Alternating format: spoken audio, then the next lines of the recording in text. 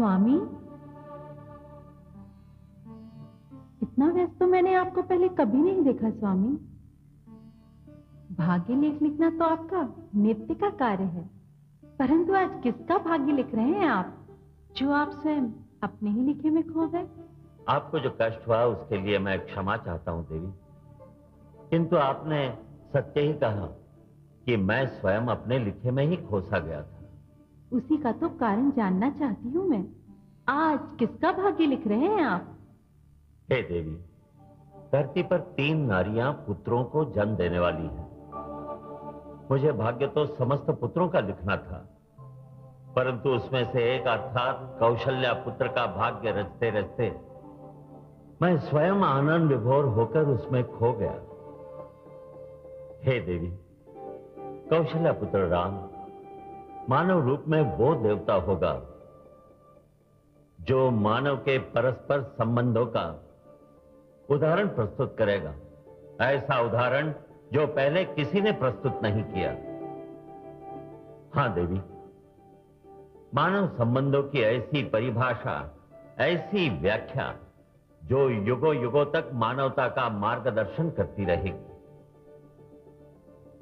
राजा दशरथ की 3 रानियां गर्भवती हैं, ये तो मैं जानती थी, और ये जानकर स्वयं मुझे इतना आनंद आया कि मैंने ये निर्णय ले लिया कि राजा दशरथ के पुत्रों के जन्म के समय मैं स्वयं आपके साथ अयोध्या चलूंगी। अवश्य देवी, ये बहुत अद्भुत दृश्य है। देख रही हूँ स्वामी, राजा दशरथ की 3 रानियां अपने गर्भवती होने का समाचार एक दूसरे को सुनाना चाहती हैं, परंतु लाज ने उनकी वाणी पर अंकुश लगा रखा है।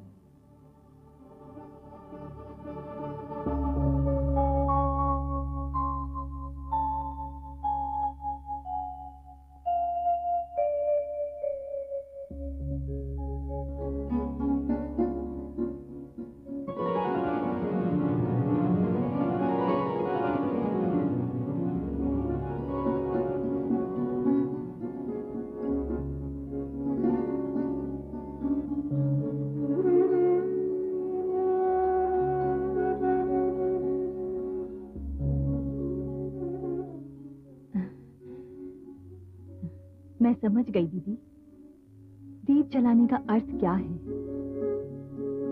आपकी अनुमति हो तो मैं भी एक दीप जलाऊं?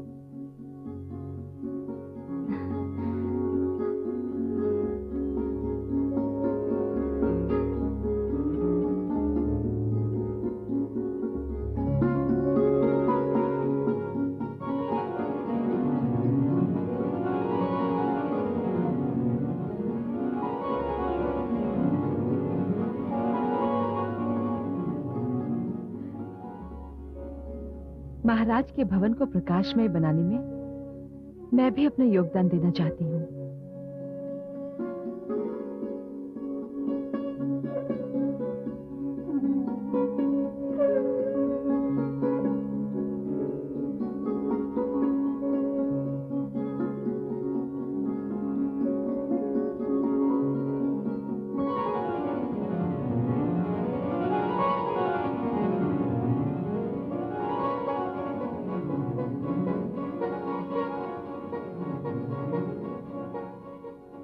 महारानी सुमित्रा, तनिक देखो तो सही, कैकई का मुख कैसा दमक रहा है। मेरी तो आंख नहीं ठहर पा रही इसके सुंदर मुखड़े पर। आप दोनों ये इसलिए कह रही हैं क्योंकि आपके नेत्र अपना अपना मुख नहीं देख सकते। मैं देख सकती हूँ कि आप दोनों के मुखड़े अपने अद्भुत प्रकाश से मुझे चकाचौंध किए दे रहे हैं।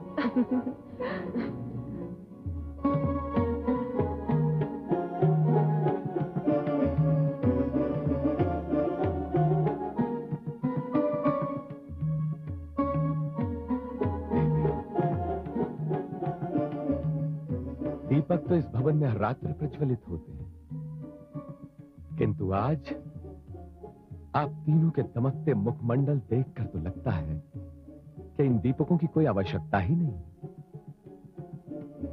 आज इस भवन में ऐसा उजाला है मानो धरती पर सूर्य और चंद्रमा उतर आए।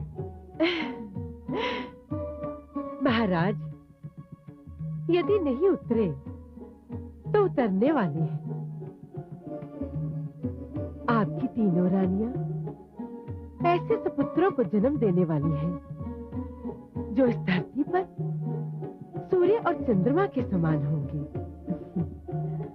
आपके सुपुत्र केवल अयोध्या पर ही नहीं, पूरे संसार पर राज करेंगे। हाँ, ईश्वर करे आपके मुख से निकले शब्द सार्थक हो जाए।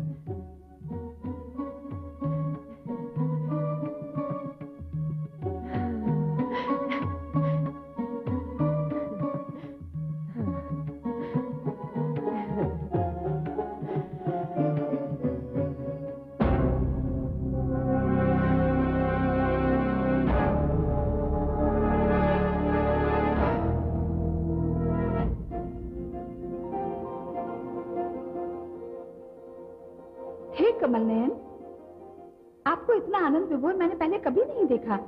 आज तो आप आनंद से झूम रहे हैं। हाँ महादेवी, धरती पर चैत्र मास का आगमन होने वाला है और पृथ्वी पर मेरे आगमन की प्रतीक्षा इसी चैत्र मास में होगी। मेरी मानव लीला का आरंभ होते ही आपको भी अपनी भूमिका निभाने के लिए धरती पर अवतरित होना पड़ेगा। तो मुझे भी उस क्षण की प्रतीक्षा करनी होगी जब राजा जनक अपने हाथों में हल थाम लेंगे।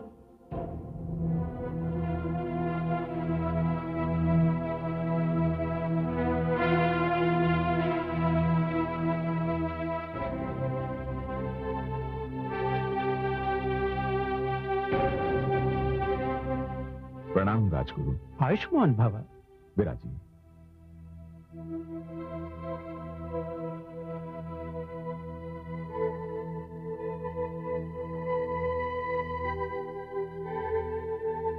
राजगुरु, मैं कब से प्रतीक्षा कर रहा हूं कि अपनी कृषक प्रजा के साथ मिलकर हल चलाऊंगा। कितने दिन बीत गए, परंतु अभी तक मेरे लिए हल का प्रबंध नहीं किया गया। इस विलंब का कारण क्या है राजगुरु? राजन, आपके लिए हल बनवाने का उत्तरदायित्व महामंत्री ने अपने कंधों पर लिया था और इसके लिए मिथिला के सर्वश्रेष्ठ शिल्पियों को भी बुलवाया था। मैं समझा नहीं राजगुरु, एक हल बनवाने के लिए श्रेष्ठ शिल्पियों की क्या आवश्यकता है?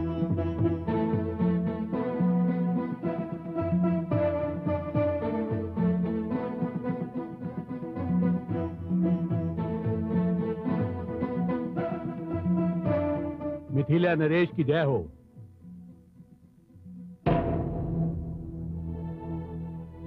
महामंत्री जी, ये क्या है?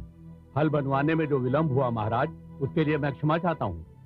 मुझे आपके लिए आपकी महिमा को ध्यान में रखकर ये हल बनवाना था। विलंब का यही कारण है महाराज। ये आप क्या परिहास कर रहे हैं महामंत्री जी? भला मैं ये स्वर्ण हल चलाऊंगा? आप राजा हैं, क्या आप साधारण किसानों की भांति साधारण हल चलाएंगे? धिक्कार है, धिक्कार है ऐसे राजा को जो अपने किसानों का दुख और उनकी दुर्दशा को भूलकर स्वयं ये सोने का हल चलाएगा। महामंत्री जी, जब तक मैं अपने राज्य के कृषकों के लिए ऐसा सोने का हल नहीं बनवा पाता, तब तक मैं स्वयं को भी इसका अधिकारी नहीं समझता। जाइए, जाइए और जाकर मेरे लिए भी उसी प्रकार का हल बनवाइए जो मेरे राज्य के कृषक चलाते हैं। जाइए। जो आज्ञा महाराज। चलिए।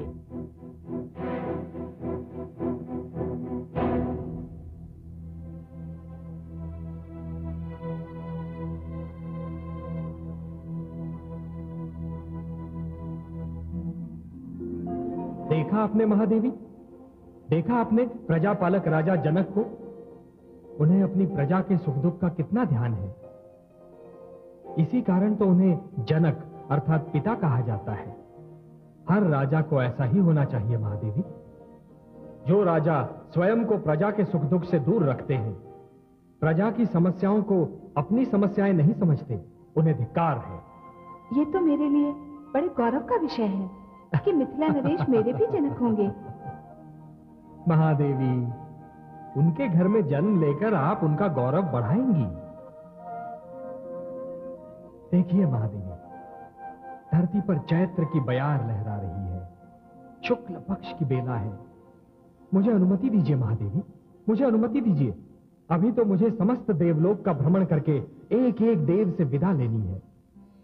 धरती पर मेरी मानव लीला का प्रथम चरण अयोध्या से प्रारंभ होगा।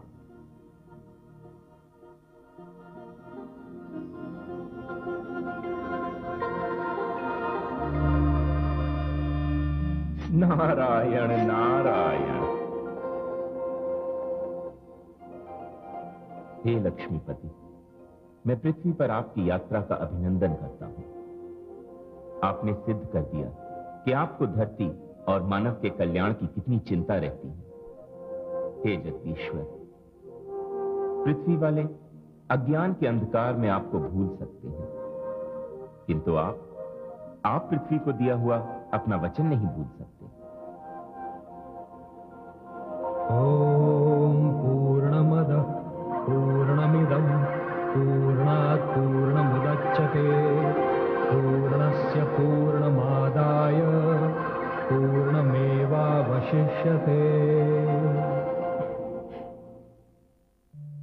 अब तो मेरी पुत्री को कोई कष्ट नहीं होगा। हाँ। पुत्री, देख, मैंने तेरे लिए औषधि बनाई है। इसका प्रयोग करने से तुम्हें तनिक भी प्रसव पीड़ा नहीं होगी। हाँ। धन्यवाद धाई माँ। आप मेरा कितना ध्यान रखती हैं। क्यों ना रखूं? माँ बनकर पाला है तुम्हें। वर्षों इन हाथों का झूला बनाकर झुलाया है तुम्हें। अपनी कोख से जन्म ना दिया तो क्या हुआ? तुम्हारे पोषण का कष्ट तो झेला है ना मैंने। ये लेप लगा ले। आपने दीदी कौशल्या और दीदी सुमित्रा को भी औषधि दी। क्यों दूं? उनके पास अपनी धाइयां हैं ना, वो दे देंगी। नहीं धाई माँ, वे दोनों मेरे लिए सगी बहनों के समान हैं। मेरे पास जो भी होगा वो मैं उनसे बांटूंगी। उन दोनों ने जो मुझे स्नेह दिया है वो मेरे जीवन का सबसे मूल्यवान धन है। इसीलिए तो मैंने महाराज के दिए हुए 2 वचन भी उनसे नहीं मांगे, जिससे हम तीनों बहनों में समानता बनी रहे। तू बहुत भोली है पुत्री। नहीं धाई माँ, यही मेरा कर्तव्य है। मैंने तो महाराज को भी अपने पास रुकने नहीं दिया, उन्हें दीदी कौशल्या के पास भेज दिया। आप ये लेप मेरी दोनों बहनों को भी दीजिए। जाती हूँ।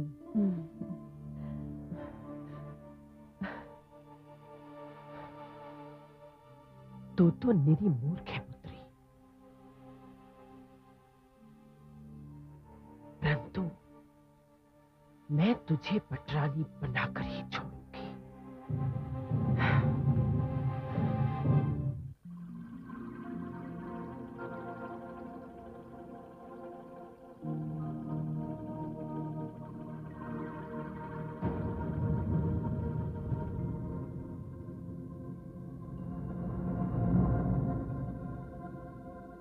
प्रणाम है आदि प्रजापति।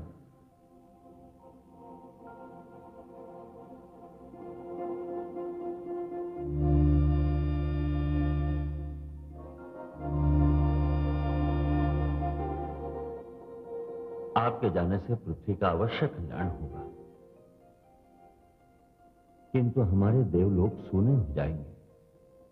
हम तो उस क्षण की प्रतीक्षा करेंगे जब आप मानव लीला समाप्त करके लौटेंगे।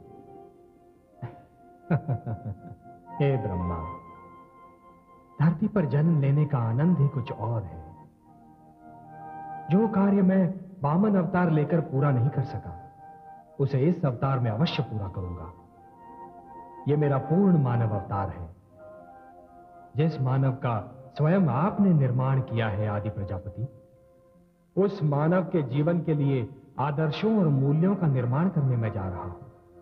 उसके जीवन के कल्याण के लिए मर्यादा स्थापित करने जा रहा हूं। मुझे विदा दीजिए। हे सर्वेश्वर, धरती आपकी प्रतीक्षा कर रही है।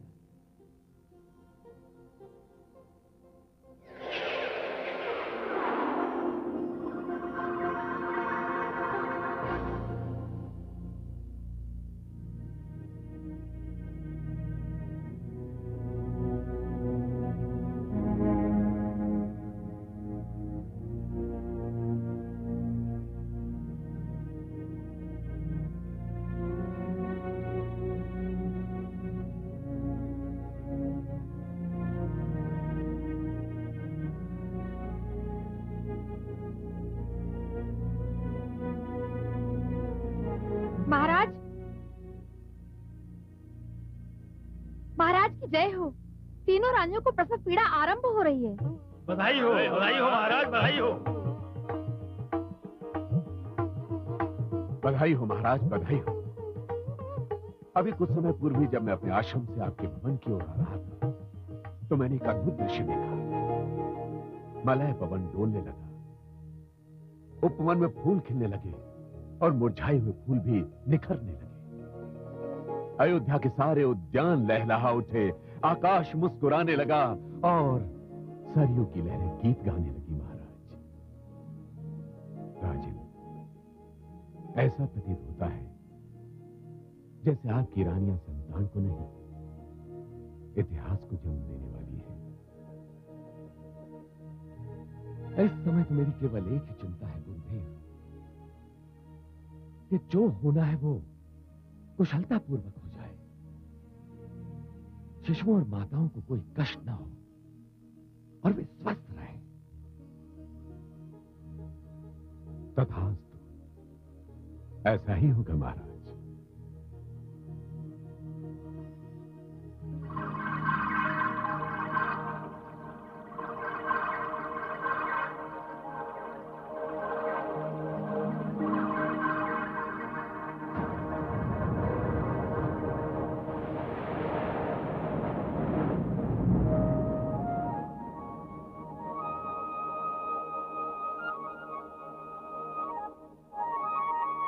हे लक्ष्मीपति, आपके धरती पर अवतरित होने का शुभ समाचार सुनकर हम सभी देवताओं ने निर्णय किया है कि हम भी धरती पर जन्म लेंगे और आपकी लीला में यथाशक्ति योगदान करेंगे।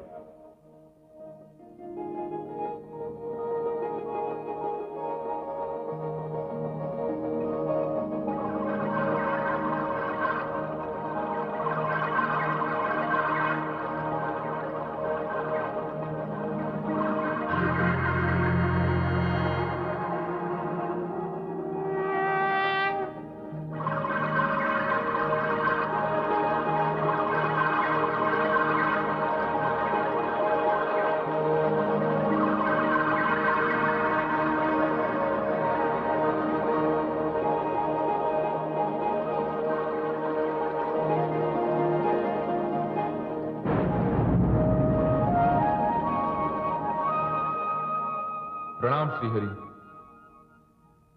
प्रणाम भोलेनाथ। आपके इस अवतार से धरती धन्य हो जाएगी।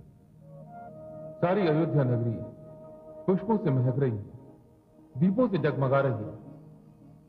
मैं भी आपके इस बाल रूप के स्वागत के लिए धरती पर आना चाहता हूं, आपके कार्यों में आपका सहयोगी बनना चाहता हूं। परंतु हे प्रभु, मैं ये निर्णय नहीं कर पा रहा हूं कि मुझे किस रूप में धरती पर आना चाहिए। आप ही मुझे परामर्श दीजिए। हे भोलेनाथ, देवर्षि नारद ने क्रोध में आकर मुझे एक शाप दिया था कि कभी मुझे वानरों से सहायता मांगनी होगी। भोलेनाथ, उचित यही होगा कि आप कृपया वानर रूप में अवतरित हों, जिससे देवर्षि नारद का शाप रूपी ऋण उतर जाए। हे सर्वेश्वर, आपके इस मार्गदर्शन के लिए आपको कोटि कोटि धन्यवाद।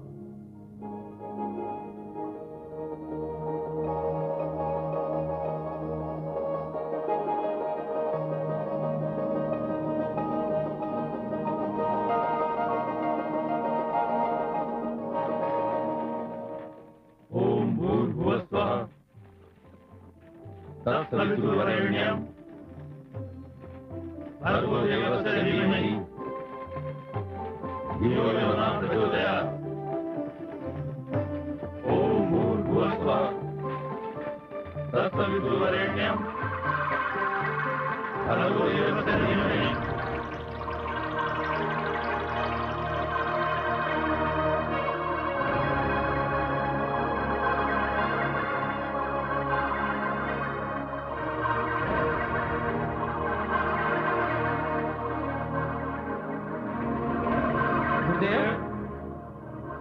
ये तो अद्भुत दृश्य है।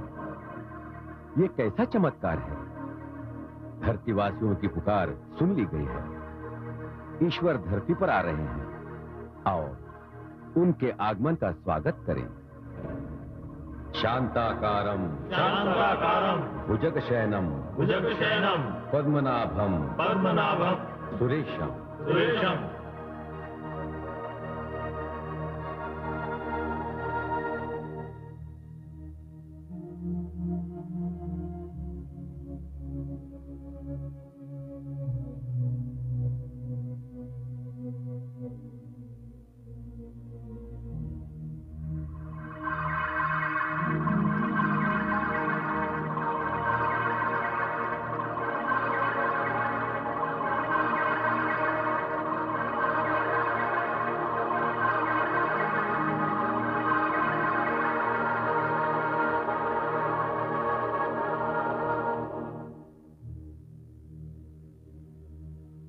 ये कैसा प्रकाश पुंज था गुरुदेव?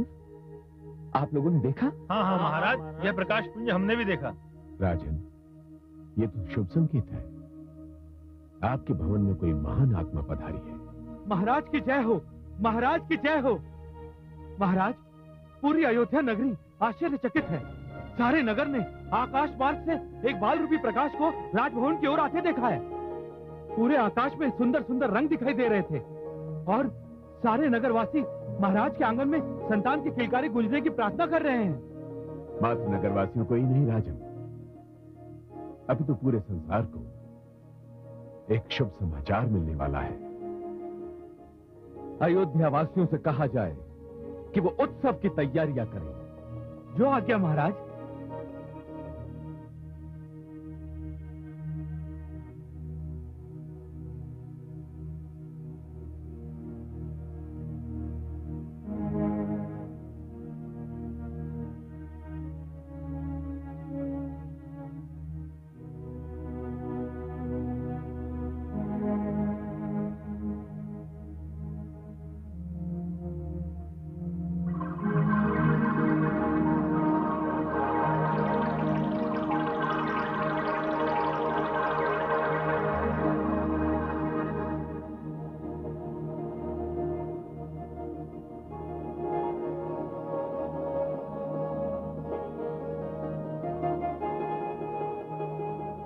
कौशल्या,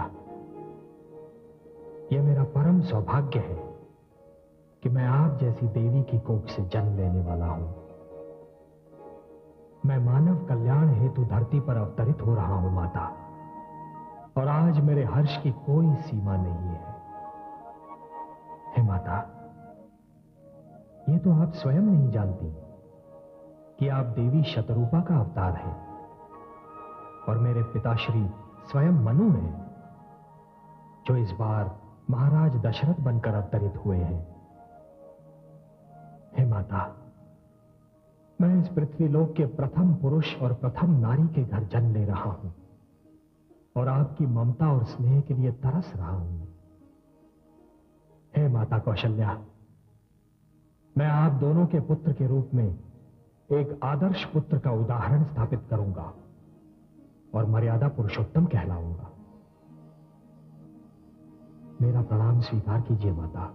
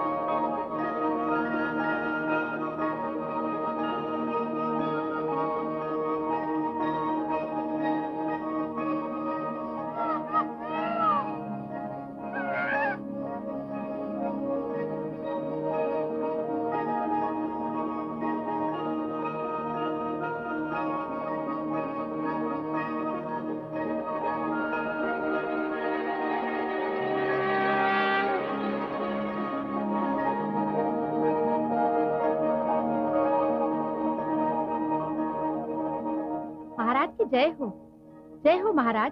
महारानी कौशल्या ने कमल समान पुत्र को जन्म दिया है। बधाई हो महाराज, बधाई हो, बधाई हो। हे महाराज, उनका कक्ष प्रकाश से दमक रहा है और सुगंध से महक रहा है। शीघ्र चलिए।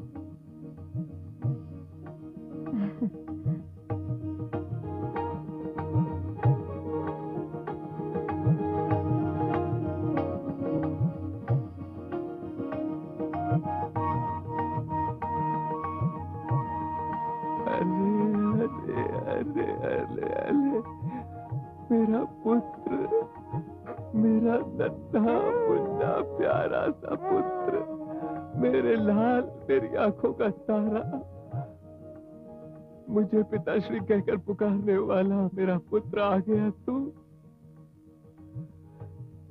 हे ईश्वर, हे परमेश्वर, तूने मुझे पुत्र रत्न प्रदान कर मेरे जीवन की अमावस को पूर्णिमा के चंद्र सा जगमगा दिया। मैं धन्य हो गया प्रभु, अयोध्या धन्य हो गई। मेरा पुत्र, मेरा उत्तराधिकारी, मेरे लाल।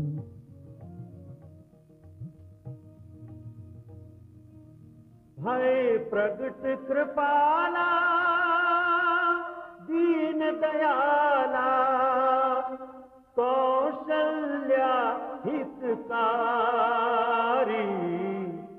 हर्षित महतारी, मुनि मनहारी, अद्भुत रूप विचारी, लोचन अभिरामा, तनु घन श्यामा, निज आयुध भुज चारी, भूषण बनमाला, नयन विशाला, शोभा सिंधु खरारी।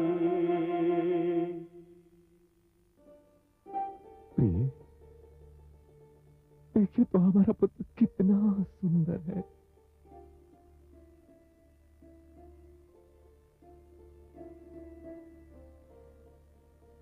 हमारी ज्येष्ठ रानी ने हमें ज्येष्ठ पुत्र भी प्रदान कर दिया। आपने हमारे जीवन को एक सुखद कोलाहल से भर दिया है प्रिय। आपने हमारे रघुकुल को वो दीपक प्रदान कर दिया जिसके प्रकाश में हमारा वंश यहां से आगे बढ़ेगा। प्रिय, आप चाहें तो इस समय हमसे कुछ भी मांग सकती हैं, कुछ भी। मुझे जो मांगना था बिन मांगे मिल गया। आपके अधरों पर जो मुस्कान है, नेत्रों में जो चमक है, मुख पर हर्ष की जो लालिमा है, मैं ईश्वर से वही मांगा करती थी। आज आपको देखा तो लगा भगवान ने मेरी सुन ली। मुझे सब कुछ दे दिया। प्रणाम महाराज, प्रणाम महारानी जी। महर्षि और महामंत्री जी पधारे हैं।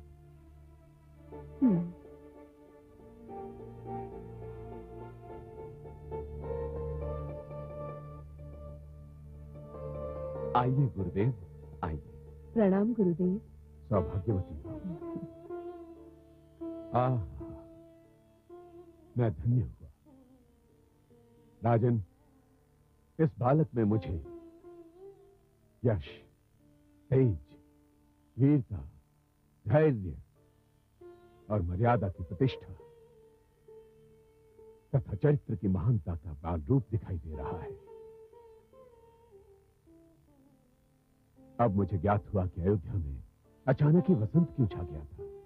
उसका कारण क्या था? गुरुदेव, एक संतानहीन पिता को पुत्र जन्म पर जो हर्ष होता है वो तो मुझे है ही, किंतु न जाने क्यों मुझे ऐसा लग रहा है कि मेरा ये नवजात शिशु पुत्र से कुछ बढ़कर है। कौन है ये समझने में मैं असमर्थ हूं। आपको समझने की आवश्यकता ही नहीं है राजन। ये बालक स्वयं समझा देगा कि ये कौन है, क्या है। गुरुदेव, मैं अपने इस पुत्र का कोई ऐसा नाम रखना चाहता हूं जिसे संसार कभी भूल न पाए। अवश्य राजन, आज चैत्र मास के शुक्ल पक्ष की नवमी तिथि है। पुनर्वसु नक्षत्र है और कर्क लग्न में राजमहिषी कौशल्या ने इस अनन्य बालक को जन्म दिया है। इसके स्वयं के ग्रह भी महान है। इस समय सूर्य, मंगल, गुरु, शुक्र, शनि ये सभी ग्रह अपने उच्च स्थान पर हैं। आपके घर में साक्षात ब्रह्म ने जन्म लिया है राजन। इस बालक का नाम राम के अतिरिक्त और कोई हो ही नहीं सकता। राम।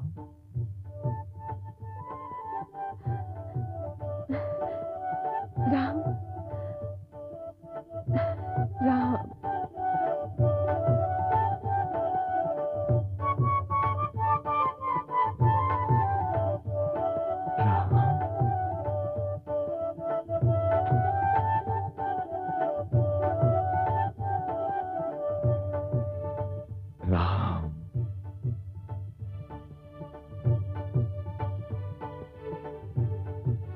महामंत्री सुमंत, सारी अयोध्या में घोषणा करवा दीजिए कि हमारे घर रघुकुल के भविष्य ने जन्म ले लिया है।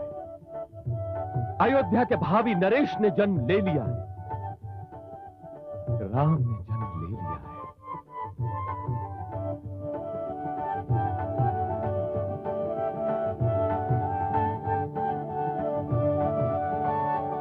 छोटी रानी, राम आ गए। अयोध्या में राम आ गए। हमारी अयोध्या में श्री राम आ गए। राम आ गए? हाँ छोटी रानी, बड़ी रानी ने सूर्य समान पुत्र को जन्म दिया है। अच्छा, सूर्य समान पुत्र। मूर्ख, दीपक को सूर्य कह रही है। सूर्य तो मेरी कैकेयी के गर्भ से उदय होगा।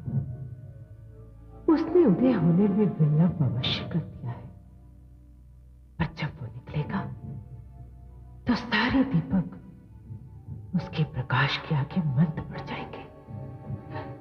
उसका नाम राम रखा है? हाँ छोटी रानी, महर्षि ने उसका नाम यही रखा है। कितना प्यारा नाम है। हम सब तो ये नाम सुनते ही झूम उठे। राजभवन में चारों ओर राम के ही नाम की माला जप रहे हैं लोग। मुझसे रहा नहीं जा रहा है। मैं भी तो देखूं अपने राम को। मुझसे धैर्य नहीं हो रहा है। चल, मुझे ले चल वहां। अरे अरे, तुम्हें अपनी अवस्था का तनिक भी ध्यान नहीं? इस अवस्था में जो झटके से उठना बैठना, दौड़ने भागने का प्रयास करना हानिकारक हो सकता है। दाई माँ, इस समय मेरे हर्ष की कोई सीमा नहीं है। मैं अपनी बहन के पुत्र के दर्शन किए बिना नहीं रह सकती। आप जानती हैं राम ने मुझे क्या बना दिया है? क्या बना दिया है जो तुम इतनी उतावली हो रही हो? दाई माँ, राम ने मुझे माँ बना दिया है। अब जब तक मैं उसका मुख नहीं देख लेती मुझे चैन नहीं मिलेगा। चल चल, मुझे अभी वहां ले चल। चल।